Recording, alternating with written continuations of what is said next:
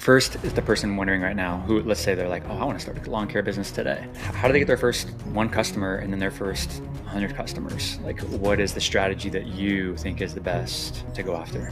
If you don't have, capital to invest in ads and marketing, the simplest way is just knock on doors in neighborhoods where they don't have no solicitation. Have simple conversations. Hey, I'm thinking about starting a lawn care company. I live 5 minutes from here. I just want to ask you some questions so that I can figure out if it's a good business for me to start. Do you have 5 minutes? You might get 10 people who say no, but you'll absolutely get at least two people who'll say yes. Hey there, I'm Cody McGuffey. I'm a husband, dad of 3, and I'm the founder of Everbee, where we serve over 1 million creators across the globe, helping them grow thriving online businesses. I believe every single human is a creator, and I believe every single creator should own a business. A business that gives them the freedom to build the life that they dream of. Built Online is where creators, entrepreneurs, and leaders get real insights, real stories, and the edge to build something that actually lasts. This is where the next generation of builders get built. Azgari, how are you? Cody, hi. Thank you so much for having me here. Super excited to have you on. We were already chatting a little bit before this about kind of, what we're going to talk about and wanted to make it valuable for people. And I'm just excited to have you on to talk about your story and also just talk about kind of how you're helping people and how you've like some of the accomplishments that you've had in the past, and hopefully I can learn from them and other people can learn from them as well. So thank you and welcome again. Thank you. Really excited to be here. This is going to be fun. I can tell. Totally. Can you tell us, like, start us off, like maybe at high level, what's your background? How'd you even get here? Why are we talking today? Okay. 2-second summary. I started my first company at 16. Basically used my then clientele to actually fund my first production of product. And from there, I was young, but one thing clicked. It's like, don't make shit people don't want. Talk to your customer prior to making anything that you think somebody wants. And that's been the theme in every business that I've started or purchased since then. I started my career with physical products, CPG, consumer manufacturing, garments. And then over the last half a decade, I've transitioned to service-based businesses, which are much less capital intensive to launch, super low overhead, high margin. So this space makes a lot more sense to me. I love that. Just wanted to kind of double click on your first businesses. So when you said CPG, just for anyone here that doesn't understand what CPG is, I didn't either, like years ago. I apologize. Okay. No, it's not. It's okay. Consumer packaged goods, correct? Yes. Yep. So we're talking like anywhere from chips to toothpaste, right? Correct. Is that kind of what we're talking about here? Face wash, soap, anything that you're using on a day-to-day basis and consuming fast. Okay, cool. So this could even be like beauty supplies, like you said, face wash and things like this too. Yeah. Makeup. Yep. Things you're using every day. That's funny. I never think about CPG as like those things. I always thought of it as like chips for some reason and like things that we consume, like eat. Yeah. But now that you say that, that makes total sense. That's a huge category. You're topically consuming it. It's true. Yeah. Super true. Okay, cool. I want to just stay on that for a second because there are people right now that can learn from that, including myself, of what does a business like that look like? Can you share like maybe what industry you were in? How did you grow it? We don't need to spend the whole entire episode on that, but it's very interesting. And then you said you sold it, I believe you said you sold it, right? Correct. Like, what does that outcome look like for somebody like that wants to do something like that? Can you share whatever you can share? Sure. So I started my career in Bangladesh. That's where I'm from. I've officially been in the States for 4.5, 5 years. Cool. So prior to that, my entire career has been in Bangladesh. And I've had some, I would say, very unfair advantages that I was smart enough to take advantage of early on. So my family was in manufacturing. So my father owns manufacturing plants for pharmaceuticals, nutraceuticals, supplements, food products. So I leveraged a lot of his manufacturing plants to create a lot of my early companies and products. And even though he's family, he was very strict when it came to business. Any production I wanted out of his factory, I had to pay him just like anybody Sure. else would. Of course. And So I'm it's interesting. yeah, Like, and I just wanted to say too, I've also sold physical products, and had physical product brand and things like this, multiple actually. And, that is a very challenging business. And it's actually, the manufacturing is part of the challenge, but it's actually not the biggest challenge of the business. Like, you still have to have a product that's in demand, and then you still have to like create demand, or at least bring it to the market, which is the hardest part of any business, I would say, is distribution. yeah, So actually manufacturing the product, not that I'm saying that's easy, it wasn't easy for you, but I just want to like make sure that people understand that yes. Asgari didn't have an advantage that made her successful. It was an advantage that she took advantage of, but it wasn't something, that's not the reason why you were able to grow this business. Just wanted to mention that. So So in terms of growth, I was very young. It's not like I read a bunch of books on sales or marketing, but I also didn't have any money, and I think that was my biggest advantage, to be honest, because not having money allowed me to be more like, I need to find out, what do they actually want? What will they pay me for? So I started talking to all the large wholesale distributors who were purchasing from my father's companies already, and asking them about gaps in the market, right? The packaging, the product, the ingredients that we're supplying them for existing products, and what's in the market and what's being imported into the market. Mm. Where do they see a gap? There was, and at that time, this is 20, I'm aging myself, but this is 20, 23 years ago, when in Bangladesh, when you imported products, it was about 800% taxed. So, Wow. a baby Gerber food, which in the US is what, 67 cents at the time, maybe, was around $3, $4, right? But people still wanted to buy that because there was so much brand trust because it's a US brand. And then you had local Bangladeshi brands like my father's, which were heavily focused on herbal, natural. So there was a gap for the urban population where they had the money, but not enough where they could buy in bulk or in larger quantity of foreign imported goods. But they also didn't like the local, everything is herbal, more ethnic Mm. type product. So there was a gap in the market. And instead of making the product, I just started creating pictures of packaging and having research conversations with the wholesale distributors. Like, what do you think of this? Do you think this will move in the market? And they got to be part of the process of designing products, which, prior to that, they've never been part of.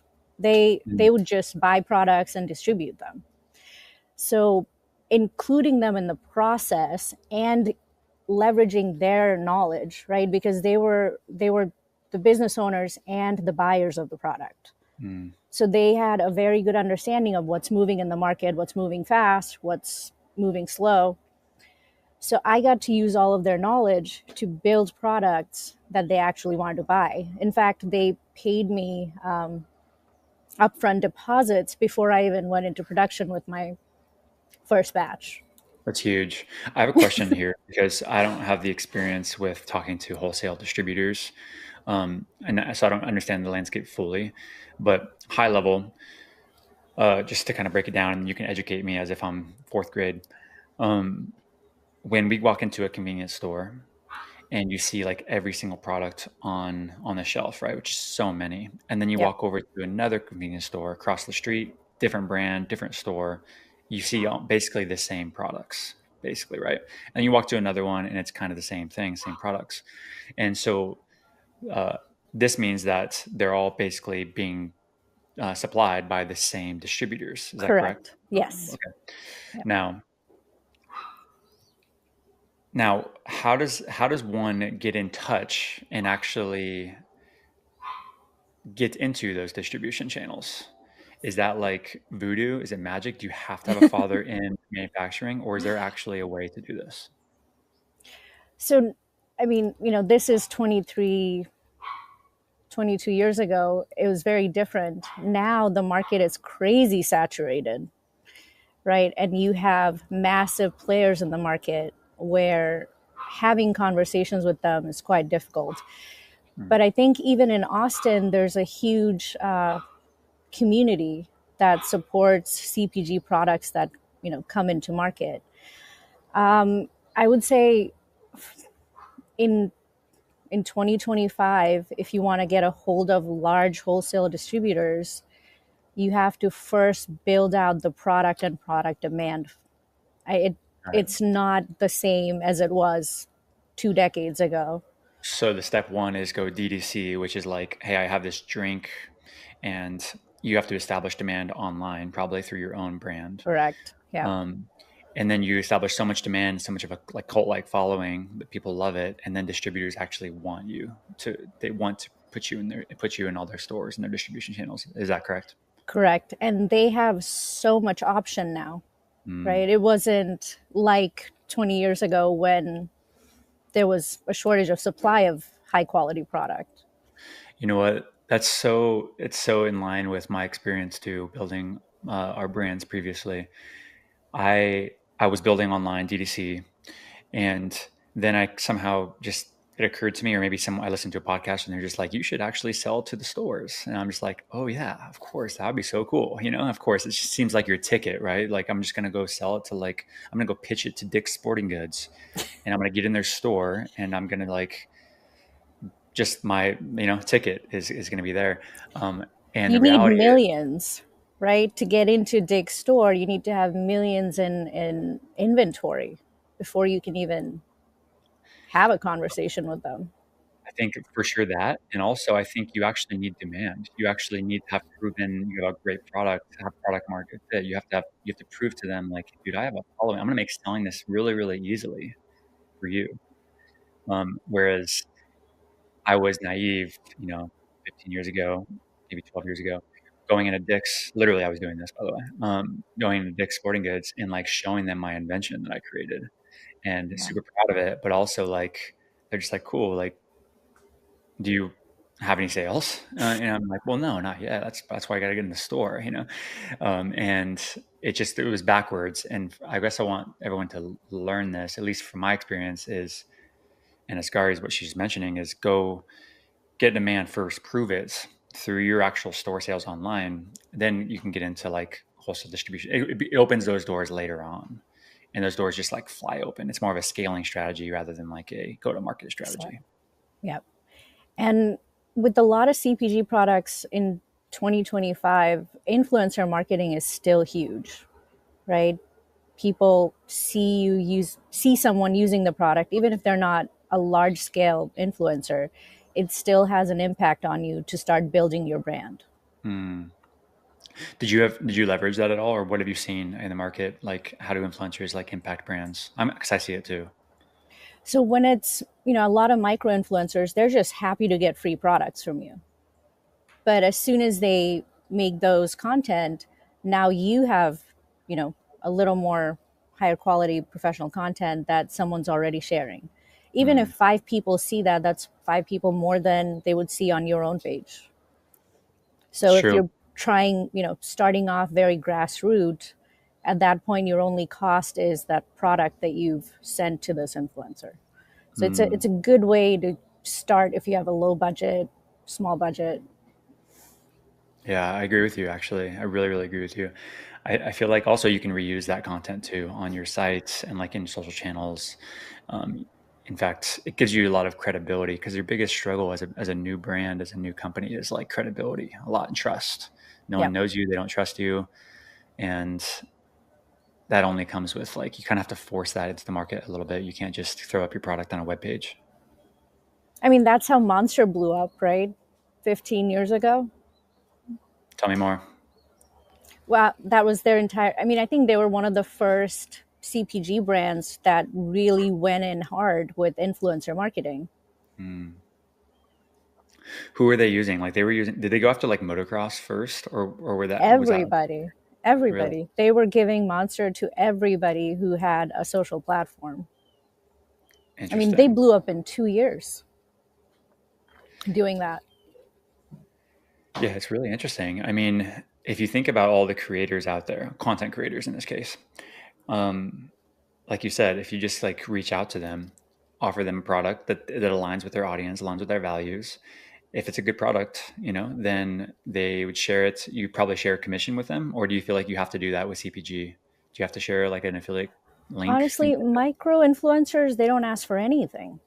Really? They're just happy you send them a product. Like usually under 5,000 followers, they're trying to still build their audience, right? They're just happy to have things they can make content on. Mm. In your experience, do you have to like have these people, let's say that there's somebody with 5,000 followers and they have to make multiple videos, like should you partner with them, or is it like it should be an ROI that's positive from the first relationship, first video? So if you're not paying them, you're just sending them a product. You should Oh yeah, just count that as, cost of your marketing. got it. Okay. I want to transition a little bit into what you're working on now and what makes you most excited, because you've taken these learnings from building this company and you're moving into, you already mentioned, like into the service businesses that you feel like there's big opportunity there.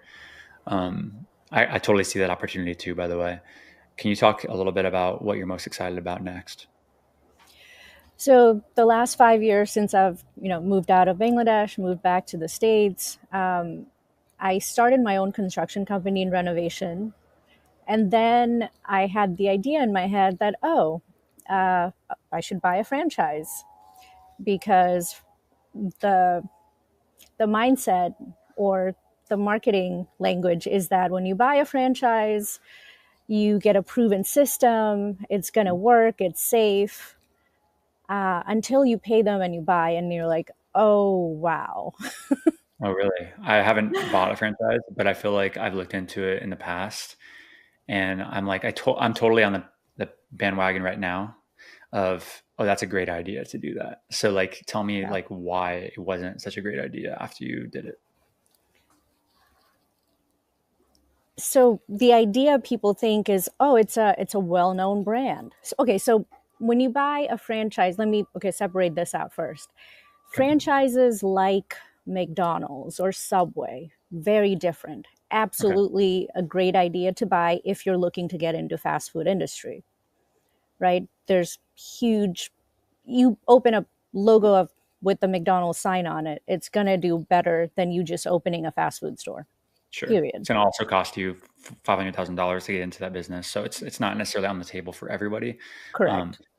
but So I yeah, guess I'm okay. And just then there's, separating out what franchise I'm referring to. I'm okay, referring to service-based business franchises. Franchises for lawn care, for home care, those types of franchises. okay. Yeah, like That, the pool care, like I've seen them online, right? Like start your pool business and like, yeah, or just buy into this pool business. Okay, gotcha. yeah. On the same page. You can start one of those with a well built out structure and reach your ROI in less than a year. In a lot of cases, under 6 months. But as soon as you buy into a franchise and you do the franchise fee that's upfront and the monthly royalty fees and the national marketing fees, you push your ROI out to 2, 3, sometimes 4 years. Oh, wow. So that in itself is problematic for people who, like you said, not everybody can afford. So if you only had a loan for 250,000 or 150,000, and you were able to utilize that entire amount in building a brand for yourself that you had full control over, you would not only reach your ROI faster, you have autonomy to grow the business as you see fit. But Mm, when you're with the franchise, you're basically getting another job because you now work for that franchise. You have to follow all of their rules. You have to do things exactly how they want. You have to use what they tell you, can't use what they don't make a profit from. So when franchises make you use different software, they're getting a they get a cut of every software that they make you use. Got it. And so what we're talking about here is, just to summarize, or kind of bring us back for a minute. Franchises in general are probably a good idea Yep, depending on the franchise. exactly. Yep. And McDonald's and Jack in the Box and fast food and Subway, maybe good idea, maybe not, depending on thing. But the point is that at least you have the brand value, like you're setting up for like this it's large enough.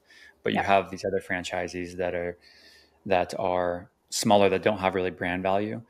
You're saying that it's just harder to actually turn an ROI, and then within 3 to 4 years, that you may as well just actually start your own pool business or lawn care business from scratch and use that same capital, same energy, and actually build it from scratch, you're saying. Right. Well, think of it this way. Are you in a house now or apartment? House. Okay. So do you have someone who cuts your lawn? I do. Okay. Do you care if that's a national brand, or did you just like the guy and like the price he gave you and he's good at it, he shows up on time? Which, are you not going to hire him because he's not a national brand? Yeah, he's not a national brand, and if he was, it would actually probably turn me off even more, probably. That's my point. It's for service businesses, having a large brand doesn't really add a whole lot of value to the owner or the customers. Yeah, it's really interesting. Yeah, you're right. Actually, now that you say that, it makes total sense. In fact, I think that I'm getting charged probably more when for my lawn care, for example. Yep. If it were like this big national thing, in fact, his prices would have to be probably more. Yeah. Um, He has to make money, he has to pay the monthly royalties. and yeah, versus the guy that I use today is, I don't care about that at all. If anything, he's going to give me the fair price. I'm going to pay the fair price. Interesting. That's good. That's a cool way to relate it to.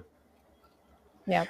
Whereas if you go to eat fast food, and you're on a road trip, you actually do care about the brand because you want the consistency and the quality of food and the experience. You want it to be the same almost every time. Just like if I go to a gas station, if I'm on a road trip, I go to this gas station, I'm like, okay, cool. Where's the next gas station? Same brand. I actually care about that because I kind of want the same experience for my family, for my kids, the Yep. consistency, the safety, the cleanliness of the bathrooms. Yep. So that stuff really matters. Interesting. Yep. Exactly.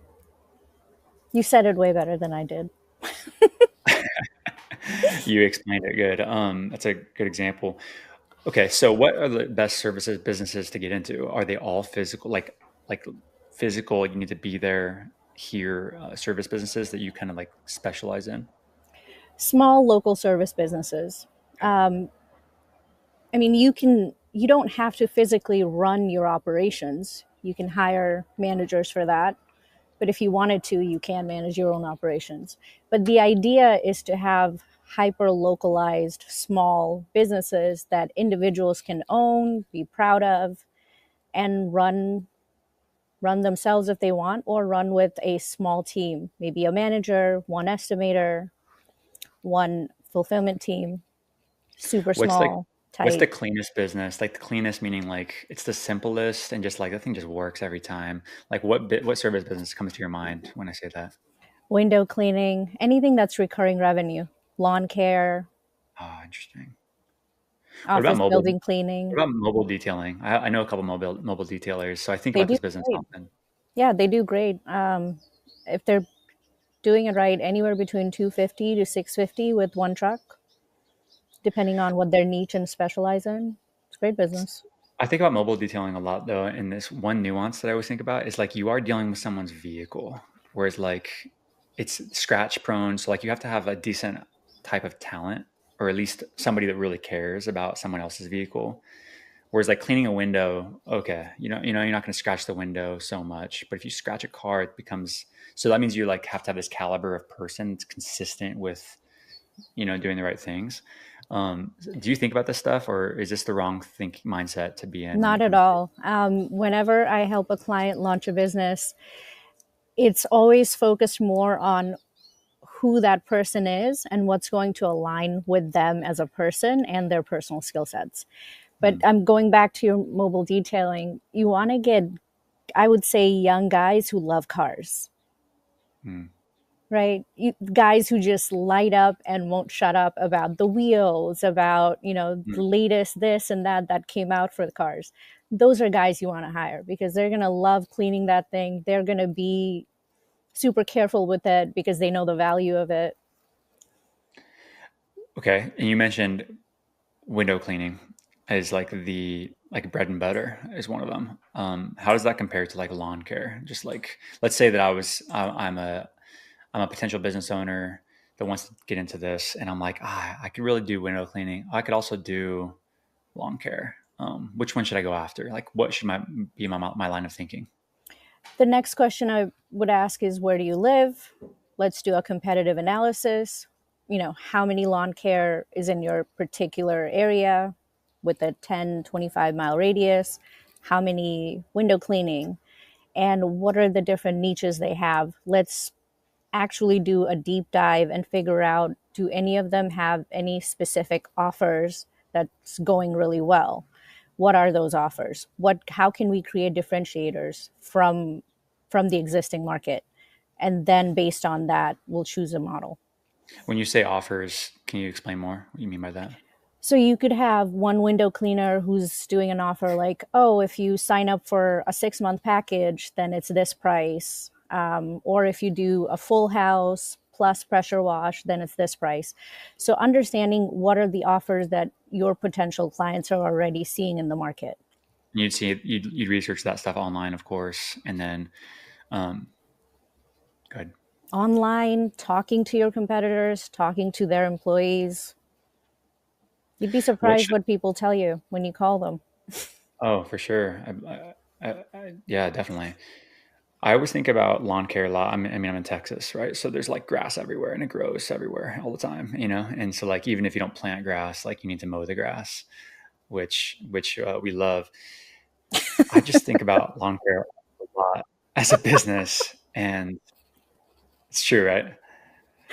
Um, I think about lawn care as a business and mowing as a business, and I'm like, this is so simple of a business. Like you really Exactly. just have to be pretty Yeah, hungry, but you don't have to be super smart. Not that that's like it's just you don't have to even you just have to like be good, care about like business, care about your business, and care about your customer, and you could crush it in this business. I mean, you could what $100 a mow, we're at $70 a mow, and how many can you do a day? And you hire employees, and you have one guy general manager overseeing it all, and then that's that's it. probably pretty much it. And it's recurring too, because like everybody's on a monthly thing. Yeah. And you really have to fuck up to get somebody to fire you. You really do. Yeah, that's true. Um, Interesting. How much I always think about the opportunity too, because we all know people that want to start businesses and they should start a business, but for some reason they haven't really like done it. It's scary. It is scary, and so or it can be. What is the opportunity for someone here? Like, let's say that I wanted to start a lawn care business in Austin. You know, Austin. I'm in Austin too. What's the opportunity? Like, let's say I do want to be wealthy and I want to be have a financial freedom. I want to have the time freedom. I want to have a location freedom. Is that all that possible if I own a lawn business? Because all that seems very local, and it kind of scares me the fact that I might have to be like tied to a specific, local environment. So I always recommend that the business owner is very much involved, at the very least in the front end customer interaction, the bare minimum the first year. So yeah, I would say you do have to be local, tied to your community the first year. But then you train up your managers to take over that role for you. And then you can not be here. You can be anywhere. Interesting. How, you worked with a lot of these people. how much revenue can a local business do? I mean, help us dream a little bit, right? Because a lot of people listening to this, they've never like seen the inside, seen the books of a local business. What's big, what's small, what's expected, and what's benchmark, right? When you launch the right way, the first year for a lawn care business should do at a bare minimum 250, especially in an Austin market. 250, 300, and that's if you're not pushing, right? If you're not looking to aggressively scale. 250 to $300,000 in revenue, Yep. and then profit wise, should they be 30 to expecting 40. 30 to 40% profit margin? Yep. And are we talking like net profit, like after expenses, after marketing, after salaries even? Or what are we Net's thinking? around 20, 25. Okay. So someone should be netting 20 to 25 of The, EBITDA, I guess you can say, net profit. the first year, right? That only gets better by third year. What's like a good humming profit margin, let's say year 3? Should a local business be operating at? 7, 800. If you have 2 trucks, you could get close to a mil. 3 trucks Million for sure, you'd cross a mil. and still the same profit margin kind of targeting? No, because by then, you probably have most of your equipment and van probably paid off. So it would probably increase by 5, 7, 10%. Okay. So we're talking like 27 to 32% net profit is kind of like a solid local business doing about 800 to $1 million per year, and let's say in 3 years. Yeah, just cutting grass. Crazy, right?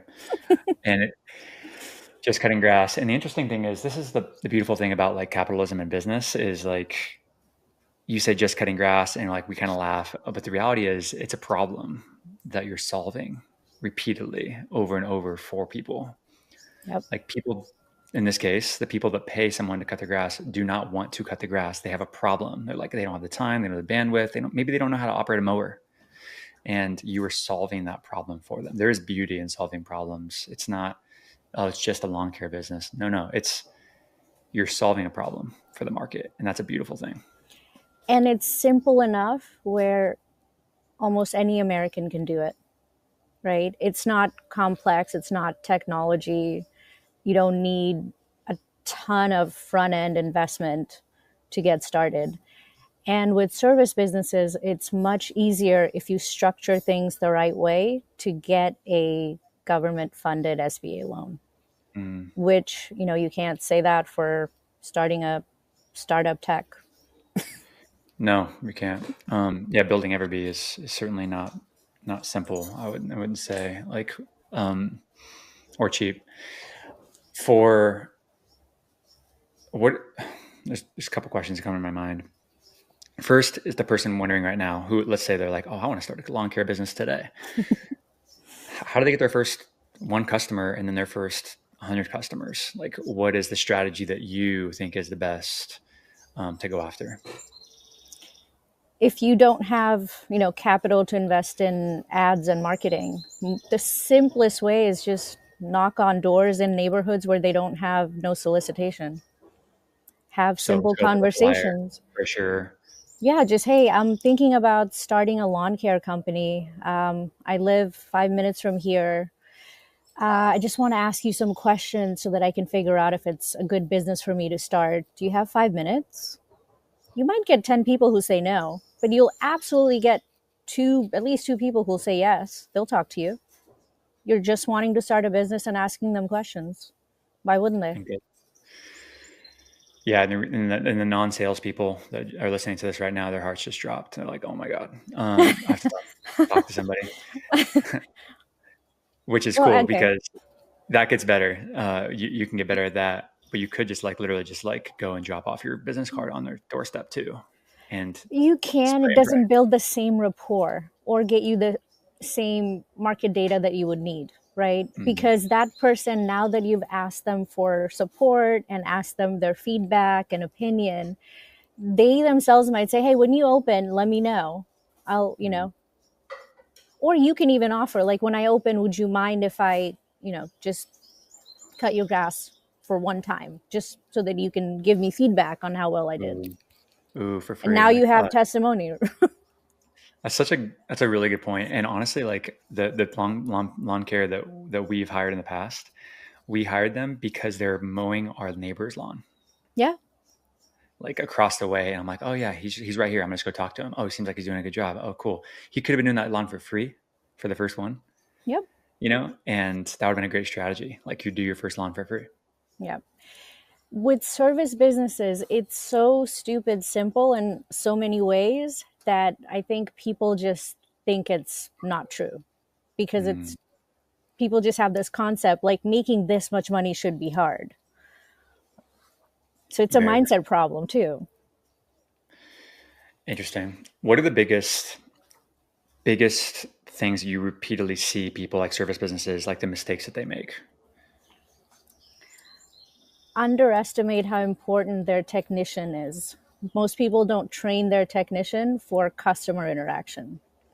But Mm, anybody who's going to come in contact with your client needs to be trained in how to behave in front of a client, mm, what to say, what to not say, and actually train repeatedly on a weekly basis because they're good at their job, right? They may be great at fixing that HVAC or mowing the lawn, but they don't have the customer service skill set.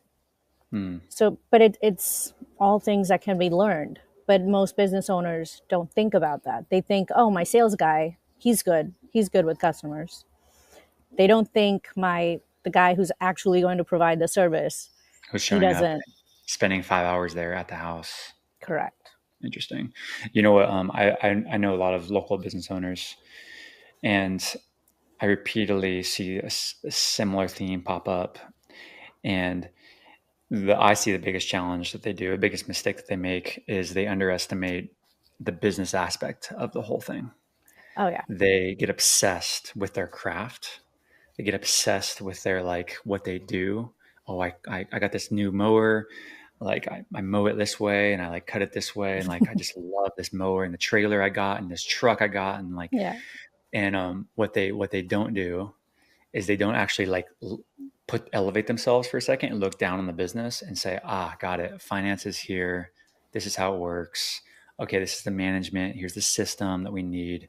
Uh, okay, I got this debt service here. I have this loan, or all this like profitability, and like they don't even hire a bookkeeper most of the time, unfortunately. Yep. And they're still running their books, or the husband is running the books, or the wife is running the books. And I'm like, dude, like value your time more. That's Yeah. $100 a month job. Who's really good at getting books, and you suck at doing books. You don't know how to do it, but you're doing the books. That's crazy. Anyway, that's my thoughts. No, yeah, you're right. Well, it's not just crazy. You can also get yourself into quite a bit of trouble at the end of the year. Seen it many times. I've seen that. Yep. Um, People are constantly walking over dollars to save pennies, right? It's like it's that $100 now it's going to cost you thousands at the end of the year. yeah, and I think it's not like they do it on purpose. No one does this Yeah, on of purpose. course. It's a They do. mindset thing. It is a mindset thing. Absolutely. Probably a limited mindset, like a scarcity mindset, a little bit. Like I need to save this money. Um, when reality is like, hey, just build the system, and so that way you can go get more customers. Yep. The abundance. That's an abundance mindset versus scarcity mindset, though. I would say. Yeah, people when they haven't started a business before and they start the first time, most of the time they fail because they start panicking when they have to invest and spend money, right? Especially in marketing, and they're not seeing the results and they immediately blame that the business didn't work and I'm going to shut it down. Yep. But they don't understand that maybe you're not marketing the right way and it's just a process of you figuring it out, and of course it's going to cost you money and you're not going to see results because you're learning. Yep. I completely agree. I think about businesses all the time, about like local businesses, and about how they're so like not digitized yet, like they're not modern yet, and so like there's a big opportunity for this next wave of entrepreneurs, local business entrepreneurs, to just like modernize their stuff, like take the lawn care, take it and put it online, like create a nice store, create a nice like web page and like marketing pages and like blog, and like make modernize this thing, because all your competitors, like the 65-year-old baby boomer, right, who's he didn't have to do that, but you kind of have this opportunity in front of you. You can actually digitize the entire business, which is really cool. So with that, I mean, I agree with you, but the other side of it is not everybody's looking to make millions and billions, right? Mm, They're happy with the business that's making 400,000, 500,000, 300,000 a year, and they're taking home 100, 200, 300 for their family. They're happy with that, and they're getting that from referrals, and they already have a established book. They don't need to spend so much time and money being in front of mm, new clients anymore. So, doing all that extra work is may be redundant for them because they're not looking to expand anymore. interesting. You ready for the rapid fire question? Go for it. Ooh. Cool. All right. What is your favorite business book? Business book. The Art of Start was pretty good. Art of Well, Start. the new Alex Hermosi book from the webinar. Did you buy that one? $3 million models. Yep. Did you end up buying it? I bought it. I haven't read it yet, Oh, though. It's man. Yeah, same. nice. Okay, cool. What's the one thing that you wish that you knew before starting your business? Which, the first one or this one? Sure. Yeah, first one.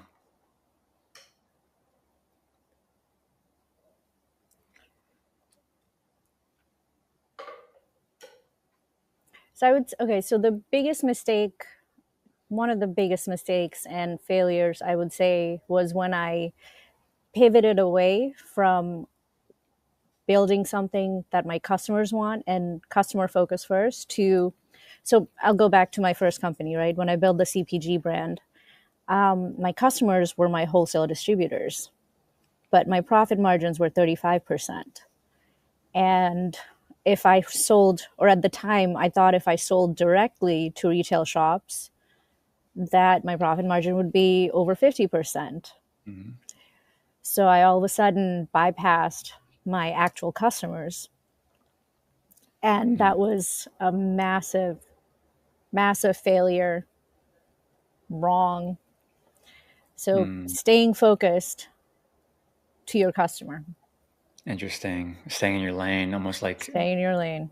yeah, and work that lane because it's probably deeper than you think instead of Yeah. going horizontal. Yep. It was working. I didn't need to break it. Interesting. And you probably could have continued to go deeper there too. Oh, yeah. Probably. A young, cocky kid. That's awesome. Thank you for sharing that. Who do you think should be a business owner?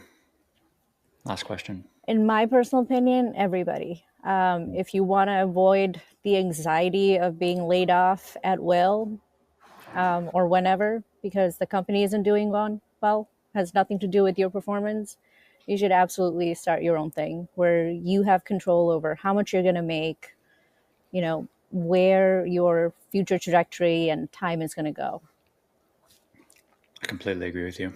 And I haven't had many people probably say that because I agree. Every single person should own a business, and it doesn't even have to be your full time job. Um, but it gives you freedom. It gives you options, optionality. It gives you the opportunity to have time freedom, location freedom, financial freedom, escape like the anxiety of all the things that you just mentioned. I completely agree with you.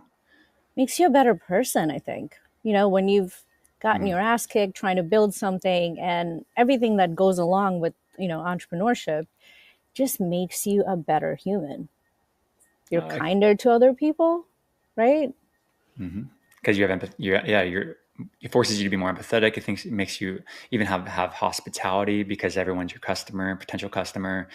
It makes you a good leader in your community. In this case, like for a local business, you have Yep. to be a good leader. Like you can't just be a shitty leader inside of your community and have a lawn business. Like it just doesn't work. Nope. Yeah, I agree with you, and I would argue or I would challenge anyone who's like that doesn't agree with that. I mean, like not everybody's built for entrepreneurship. Well, maybe in the past, but like in modern day entrepreneurship, you can have a business and also work a job that you absolutely love. Also, like you can do both nowadays. What are Yeah, your thoughts on that? there are systems and operations, and there are people like me who can help you, right? From the mistakes we've made so that you're not making them. It's like golf. Like I try to teach myself golf for over a year. The books, the YouTube, and then I went and got a 1 hour lesson with an instructor, and my swing improved drastically. Coaching. We underestimate it. Yeah, I Yeah. completely agree. Um, where can people find you? Where can people learn more from you and follow you? Azgari.com would be a great place if you're looking for free resources to start a business. And if you want one of our client advisors to walk you through what would be a good business for you, you can book a call with us. Awesome. Azgari, thank you so much for your time. This is super fun, and I'll have to have you on again for a checkup on what changes in the next, maybe 6 months or something like that. But That'd be thank you fun. again.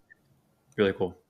Thank you, Cody. This was honestly fun. Awesome. Talk to you soon. Talk to you soon.